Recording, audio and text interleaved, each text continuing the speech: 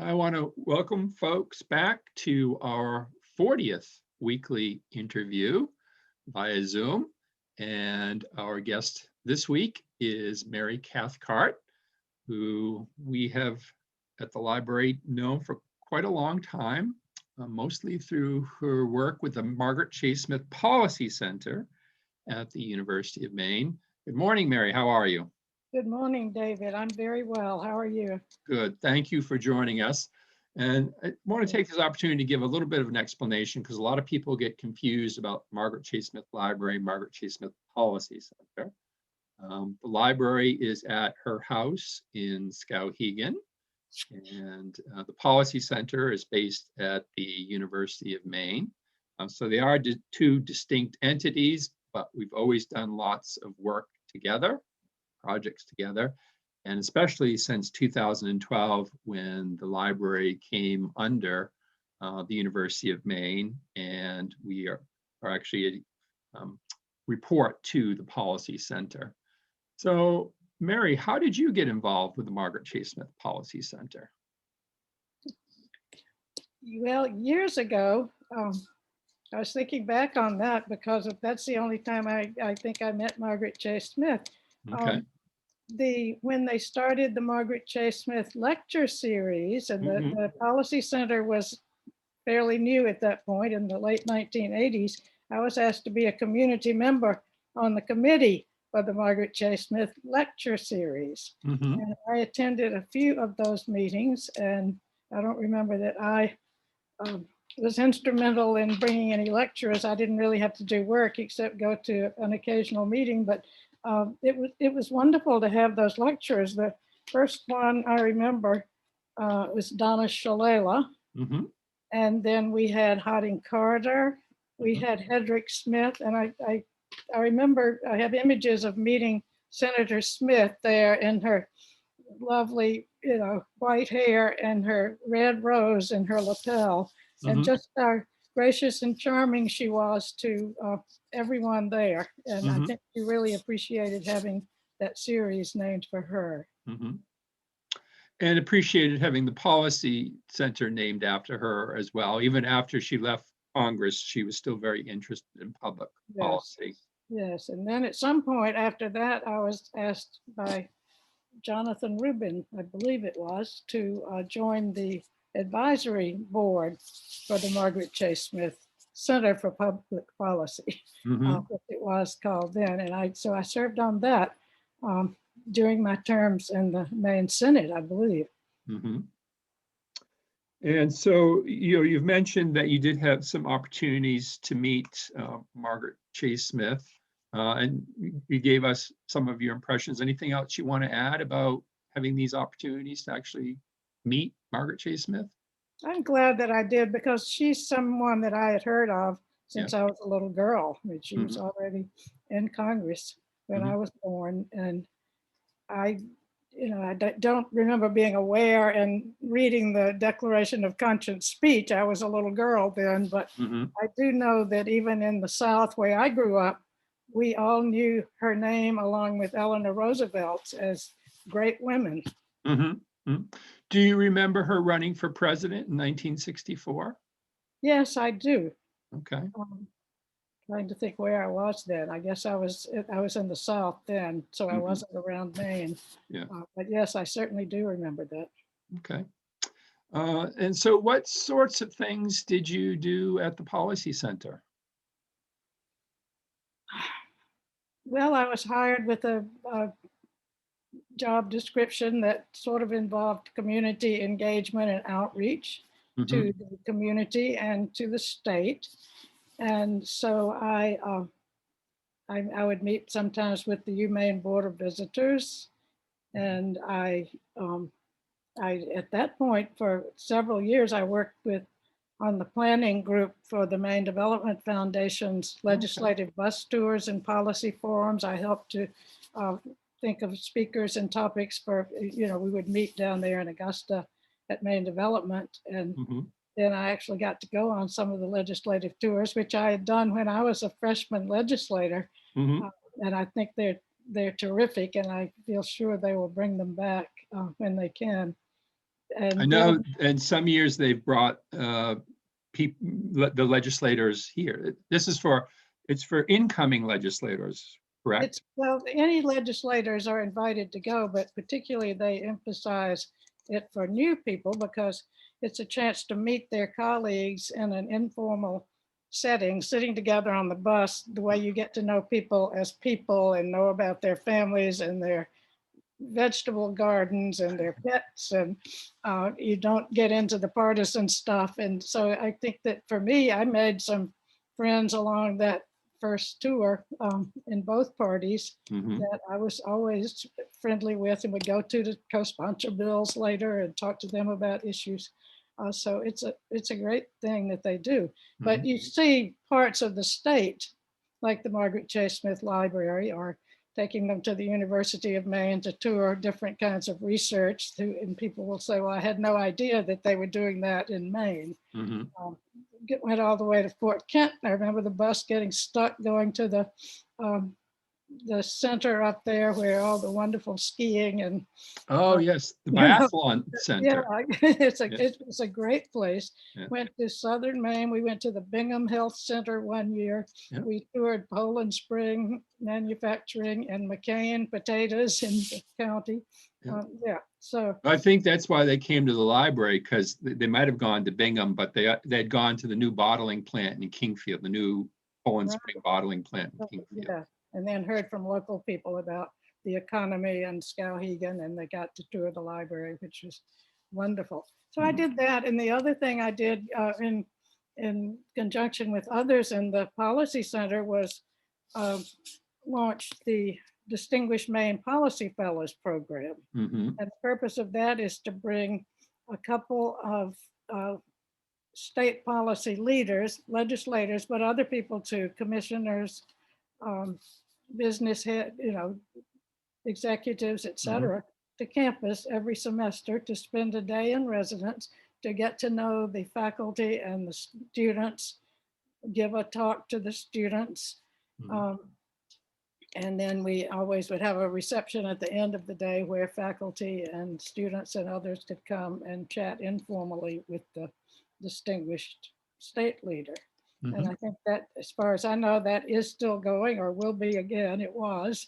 Yeah, it's definitely alive. Of course, with the pandemic, it's not as easy to bring people to campus, but I definitely still hear rumblings about it. Yeah, we had a lot of fun with that one. And, I think the people who were invited and spent the day on campus would have a really great day and be impressed with the faculty that we have and the research and the quality of the students that UMaine has. So it was a great program, and I'm glad it's continuing. And then after that, my friend Libby Mitchell, who was then back in the Maine Senate, handed me a letter from the Center for American Women in Politics at Rutgers inviting her to start a new leadership program, National Education for Women Leadership, in Maine. And Libby said, I'm back in the Senate now. You're at the Margaret Chase Smith Center, and you are the one who has to start this program. And I said, oh, okay. So I started talking it up, and there was, of course, no extra money in the budget to start a new program like that, and it cost money. But eventually people started saying, well, that would be a really great idea, and it is just an appropriate thing for a center named after Senator Margaret Chase Smith to offer to undergraduate women all across Maine. And it's a nonpartisan program. So when I met Rebecca Smith, who was a policy fellow with the Policy Center, not a full-time employee, we talked about starting the program together, and we put in for a small grant to build community from the Maine Community Foundation. And we had 2 statewide meetings of women leaders, one in Orono, one in Augusta. And they were very enthusiastic and said, you really ought to get this going. So we put in our big proposal to Rutgers, and we were accepted. And then we had to go down and observe the Rutgers New Leadership Program, and came back fired up and ready to go. So in 2009, Rebecca Smith and the Margaret Chase Smith Policy Center and I launched Maine New Leadership. Very good. Well, we will talk much more about new leadership and the ways that the library got connected to it as well. But before we cover more about your career at the Policy Center, you've mentioned a couple times that you served in the Maine Senate. Did you serve in the House as well? Yes, I served 3 terms in the Maine House. Okay. And how many terms in the Senate? 4. 4. Ooh. So how long altogether does that amount to in the Maine legislature? 14 years. 14 years. Did you enjoy it? Oh, yes. I did very much. I learned so much about so many different subjects that I had never known anything about before. And so, you know, once you do your terms, 4 terms now before term limits come up, you know a lot about a lot, and you have a good overview, I think, of the state and what there is in the state, but it doesn't make you an expert in anything. So I was very fortunate that the Margaret Chase Smith Policy Center wanted to hire me to work there. What committees were you on? In the House, I served on what's now Health and Human Services and Judiciary. And then we had a committee called Aging, Retirements, and Veterans. And so I was on that for part of the time. And interesting committees. The Health and Human Services was human resources then, but you deal with Medicaid, and the mental health was part of that too, the mental health institutions and services. So it was a fascinating committee. And my recollection is that the Maine legislature handles committees uniquely in that they're joint committees of both the House and the Senate. Is that true? I don't know if it's unique. But that's how it's handled in Maine. It's true. They're joint standing committees, which I think makes a lot of sense, because then you don't have to go back and get, the Senate to agree to what the House did. And the committees can't vote on anything without a senator present. Okay. Yeah. It's so that you make sure that there's some buy-in from the Senate. Yeah. What made you decide to run for the state legislature? I was working at Spruce Run, which now is Partners for Peace, which is a domestic violence program in Bangor. It's one of the probably 3 or 4 oldest domestic violence programs in the nation. And I'd been a volunteer there for some years and then was hired as community education coordinator. And so I did kind of community outreach and to the state there, and I served for the state coalition on domestic violence. I served on a planning committee for the first statewide domestic violence conference, which was held in Augusta.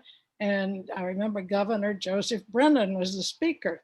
But I met through working on that planning group people from the Maine Women's Lobby, the Maine Commission for Women, and others from other areas in the state who were working on domestic violence and other issues. And so I decided that would be really interesting to work with those people more. So I got appointed to the Maine Commission for Women and served there for several years. And it just got me started thinking about, this is a small state, and if I ran for office, I could probably make a difference.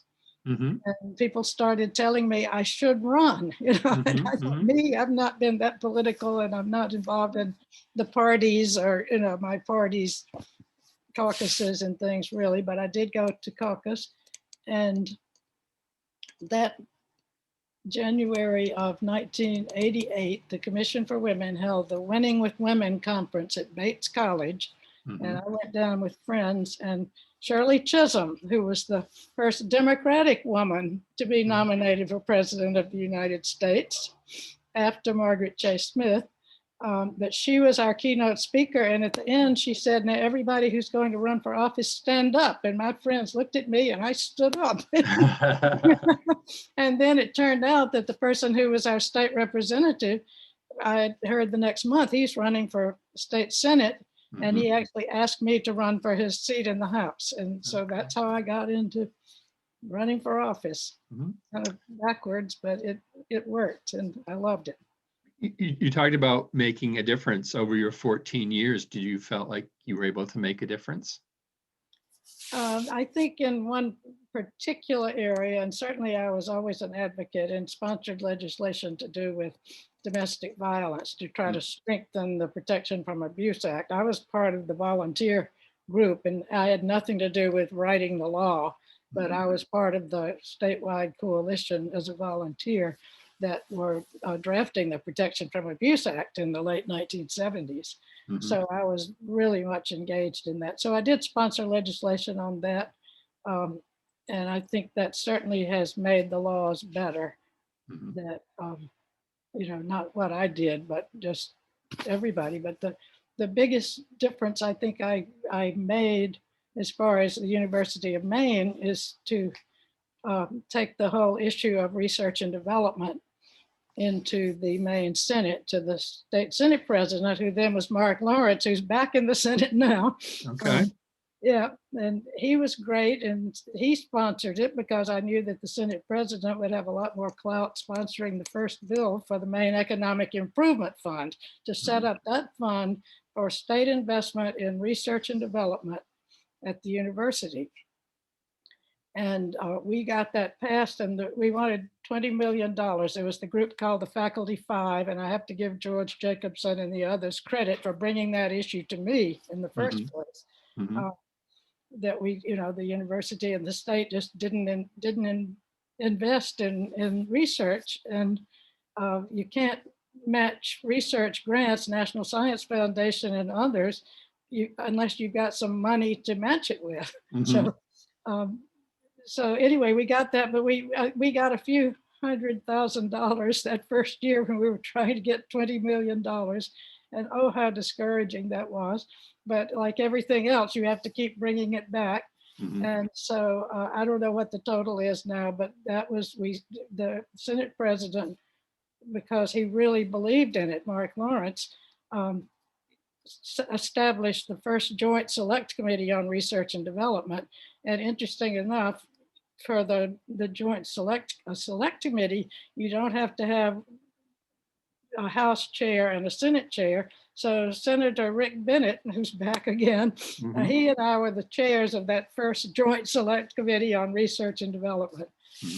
And it all led to more investment in research, and it certainly has, the University of Maine has made the most of that money. So I have to say in that way, what I did made a difference.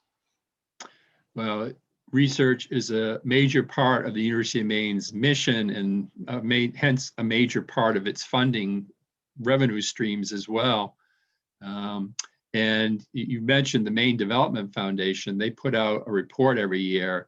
And one of the things, it's sort of where Maine needs to be headed in the future. There's like 20 different markers they have. And one of the things they always cite is still, even today, after the work that you did, and the money that the university raises, that the state of Maine spends a very low percentage of its funds on research and development. That's right. They could do a lot more. The trouble is there's only a limited amount of money now. And since my last term in the Senate, I served as Senate chair of the Appropriations Committee. I can tell you that it's hard to come up with a balanced budget, which has to be done according to the Maine Constitution. And one thing I learned from my first term on appropriations was that there is somebody who has everything as the top priority.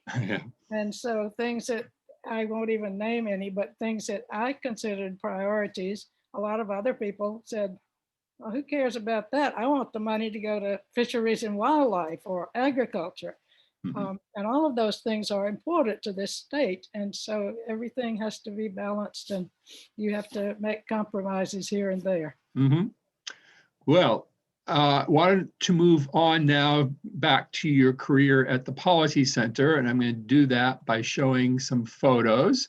You had mentioned that one of the first things you remember doing is helping out with the Margaret Chase Smith lecture. Right. And, you know, this is let's see what year this is, 2006. Yeah, Senator Collins Senator Collins. and Let's Mr. see, Mert Henry. and Mert Henry, who was the president of the Margaret Chase Smith Foundation, which is the organization that actually owns the library and provides the financial support for the library. Was very close with Senator Collins as well. So that's one of the things you did. You helped, well, yeah, because you were on the sort of advisory committee that helped to determine speakers. So you were involved with that. When do you remember when you formally started working for the Policy Center? It was the fall of 2004 Okay.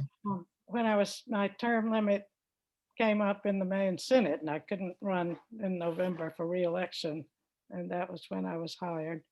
So at this point, you are an official employee of the Policy Center. Yes, that's You right. lead the festivities for Senator Collins' Margaret Chase Smith lecture. Yeah, I had the honor of introducing Mert Henry Okay. at that one. Mm-hmm. And that was wonderful. Yeah.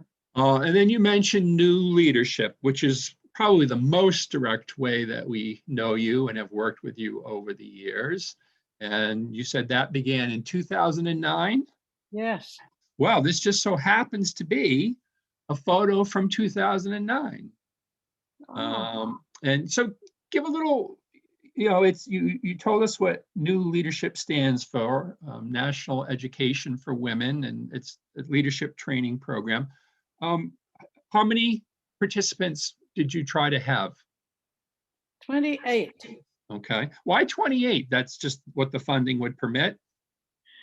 That was partly it, and partly the facilities that we had available at UMaine, because the students have to come for 6 days. They spend 5 nights in a residence hall at UMaine, and we determined where would be a good place to have the students stay. And along with the students, you have 2 faculty and residents who are not academic faculty. They are often political women, politicians, legislators, others who come and they stay right there in the dorm too. So, and then, just for the space that we thought would work well and the budget, we decided on 28. Okay. And who is eligible to participate? Any undergraduate student, either they can be going to college in Maine, or it can be a Maine resident going out of state to college. And you really tried to make sure that as best you could, that every post-secondary school in Maine had representation. Yes. Yeah, in those days, you had to spend a lot of time trying to do some recruiting. Yeah. So it's a week-long program. And what were some of the skills of leadership that you tried to impart to these young women? We work on public speaking. The first day they do a workshop on public speaking where they get to practice, make a little speech and practice in small groups and learn how to do that and be more comfortable. Networking is something that some people would assume that everybody grows up to be a networker.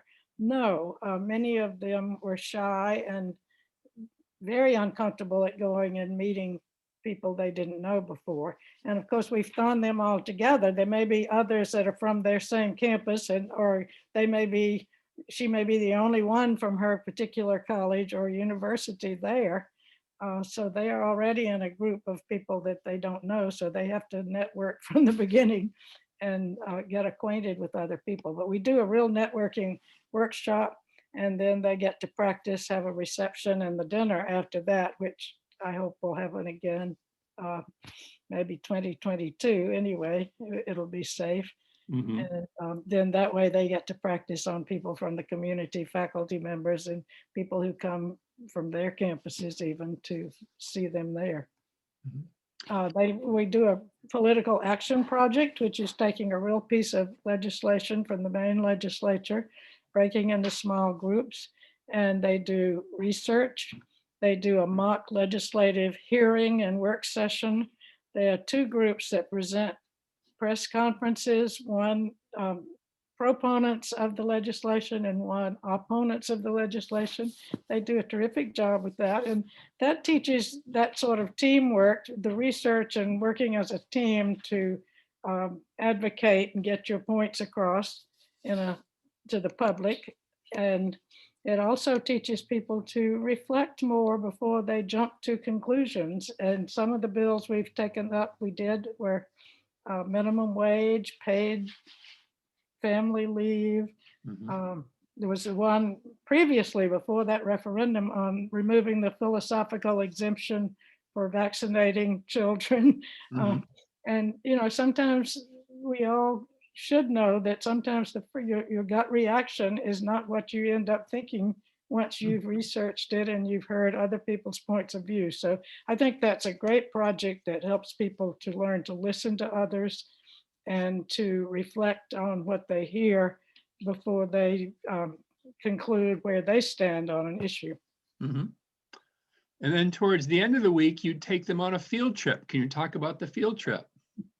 There's the Augusta State Capitol Day, which is a wonderful day. If the legislature is in session, which they may be in the first regular session, then they get to observe the House and the Senate in action. And if not, we try to have a panel of women legislators. We always have a diversity panel on that day of women who are contributing to their own communities in very different ways, activists and community public servant types. And then we go to the Margaret Chase Smith Library in Skowhegan for a wonderful evening, a wonderful tour where they learn so much about Senator Smith and all the great things that she did and the times that she lived in. It's just such a great facility. And then they have a wonderful meal there. And we always, for that one, invited women academics and a few men academics too from the colleges that the students come from. So we had several of the university presidents and other officials from their campuses, and they had a great time talking just informally with their administrators. And you mentioned that there is a reception and a dinner, and you have a guest speaker. This is from 2012. Lily Ledbetter. The guest speaker was Lily Ledbetter, yes. And tell folks what made Lily Ledbetter famous. Lily Ledbetter had a law passed in Congress that was named for her eventually after she had been through the courts. She was working for Goodrich, I think is the company, but a major company in the state of Alabama for years.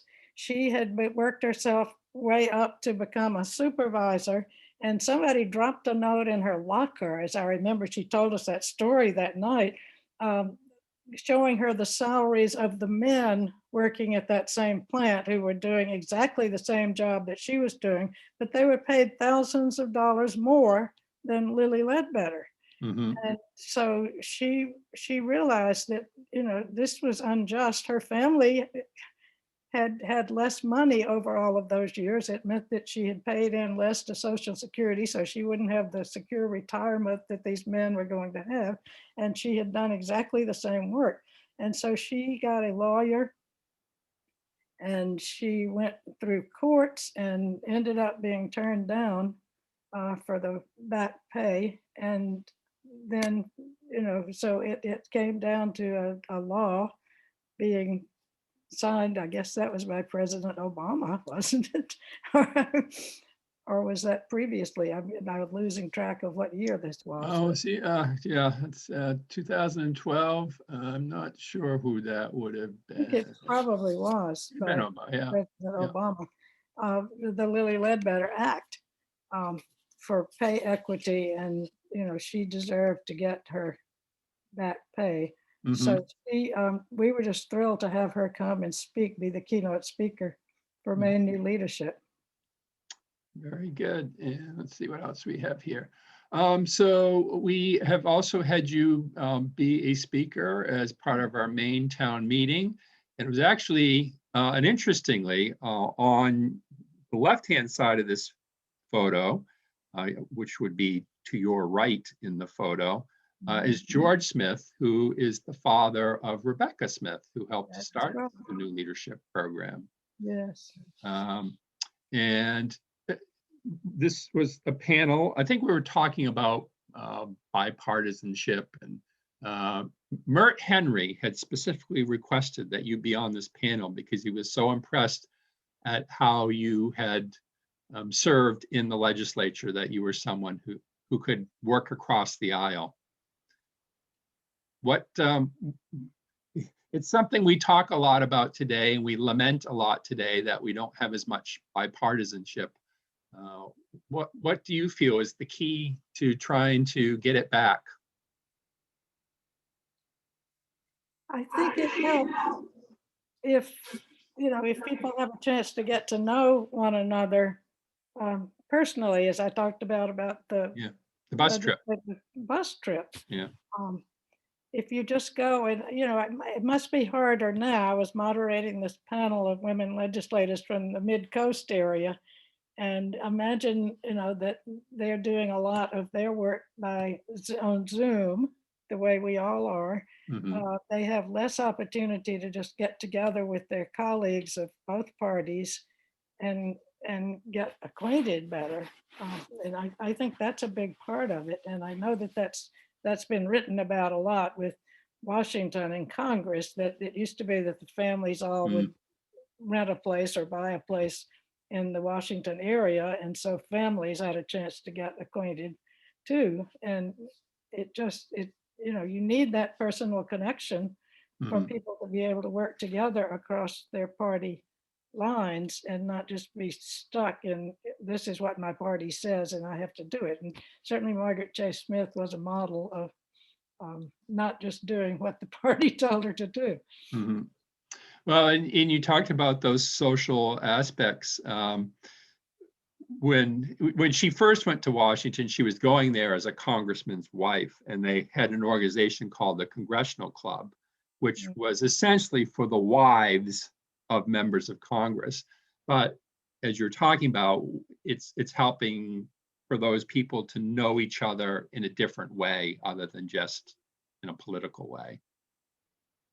Yeah, I know that the women in the Senate, when Senator Snowe and Senator Collins were among them, when there was a small number of women in the Senate in both parties, they would have, I don't know, maybe a monthly, but a regular get together for dinner where they got to know one another. And that was a great idea. And sometimes legislative leaders have done that kind of thing where they met once a week and had a meal together. Yeah. I know Senator King has talked about that, of trying to invite his colleagues to have meals together. Yeah, which is great. And so for your many years of service, making a difference in the legislature, at the Margaret Chase Smith Policy Center, and at Spruce Run, you were inducted into the Maine Women's Hall of Fame in 2013. So this is the induction ceremony. I believe Margaret was part of the first class at the Maine Women's Hall of Fame. Yeah, I think she was one of the first, which is appropriate. Yeah.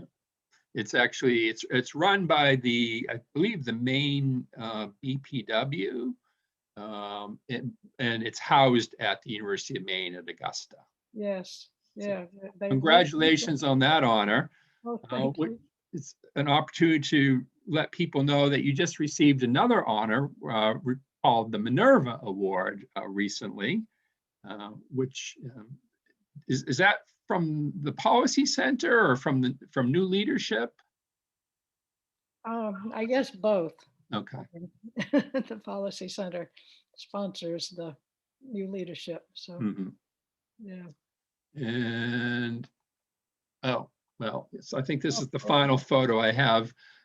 We eventually caught wind that you were stepping away, finally taking the time to retire. So we wanted to honor you on your visit with new leadership in 2018 with the cake honoring. So at that point, you had been doing new leadership for 10 years. Yes, isn't That would have been your 10th new leadership class. wow. Who would have thought I would stay that long?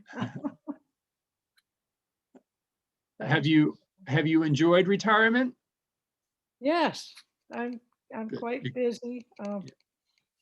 Yeah, I love not having to get dressed and go out in the cold weather and go to work. And that's, there's some really good things. I am still on a couple of nonprofit boards and active in my church. And so I stay just totally busy.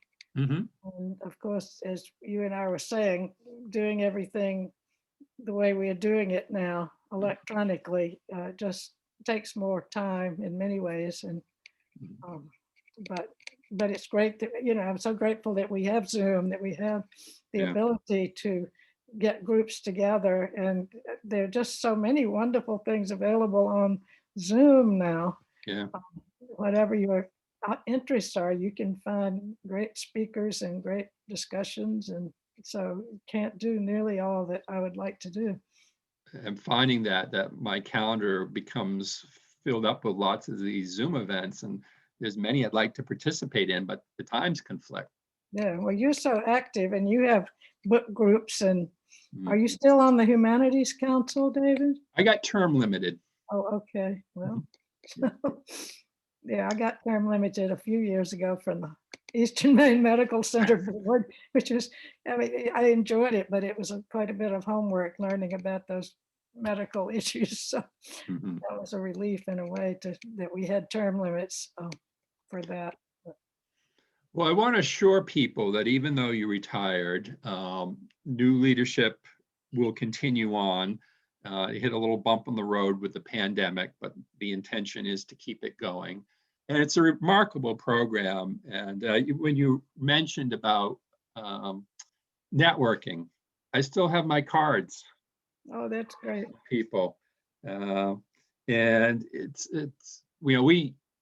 we get to see them at the reception dinner, and we get to see them when they come to the library. So we're just seeing them for a couple out of the 6 days, but they're such impressive young women.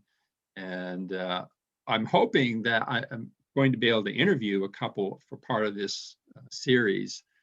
That's To wonderful. be able to share with people what they have gone on to do. And there's one I'm pursuing now who is now serving on the city council in Waterville. I think there's been the mayor of, what was it, Belfast was an alumna Yes, of the yes, program. yes. Samantha. Was the mayor of Belfast. She's a nurse. I forget where she is Right. Yeah. now, I think. Yeah. Yeah.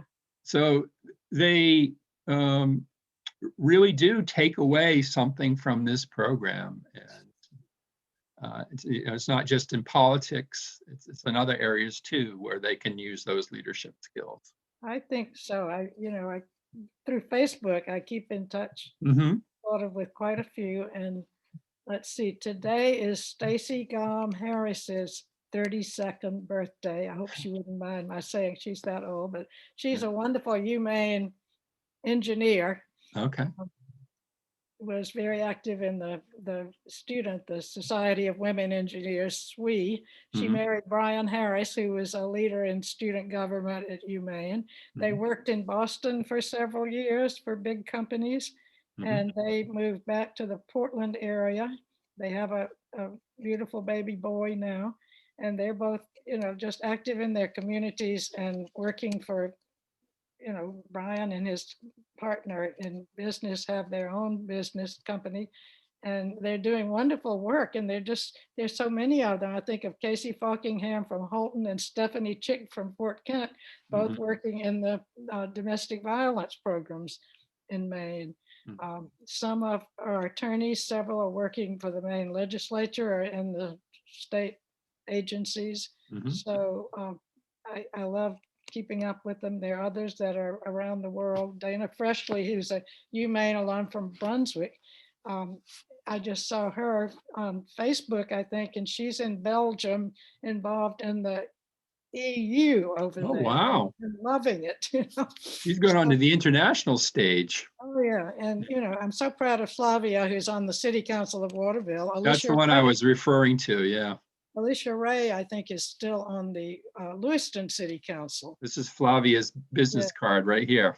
she's so terrific. Yeah. So, yeah, You're a wonderful. proud mama. Oh, I am.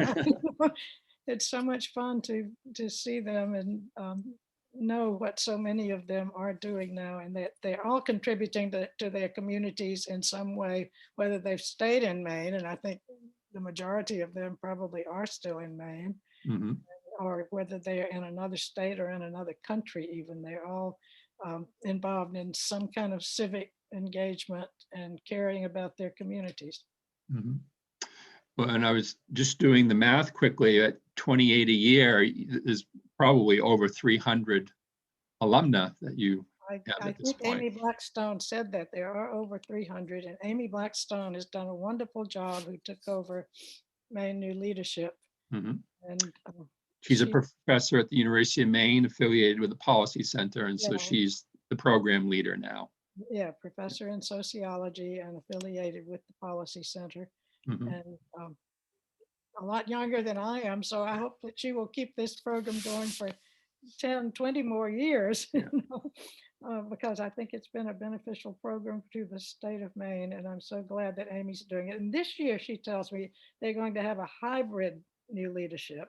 Hmm. I don't think they took any new applicants because they wanted to give the ones that they had accepted last year, when it had to be canceled, Hmm. an opportunity. But working with Rutgers, they are going to include virtually all of the new leadership programs around the United States. That'll be interesting So development. I don't know how many there are now. There were a couple of dozen, and whether they've all survived the pandemic, I can't tell you. But Hmm. I think that'll make it a really interesting Hmm. new leadership program, and they will learn what the students in other states are working on and Hmm. make that connection. Well, thank you very much, Mary, for taking the time to share with us all your accomplishments. David, it's always a pleasure to talk with you, and I hope to get back to the library one of these days when we can visit that way. My Well, husband, after watching the life of Margaret Chase Smith on um, Maine Public Television, I don't mhm. think he had seen that before, and he said, "Why haven't you taken me to that library?" I Well, said, there you go. You "Yeah, and your husband need to come for a visit. so you can count on a visit for us when it's all opened and we get up towards Skowhegan. It's such a Very great good. place." We'll look forward to that.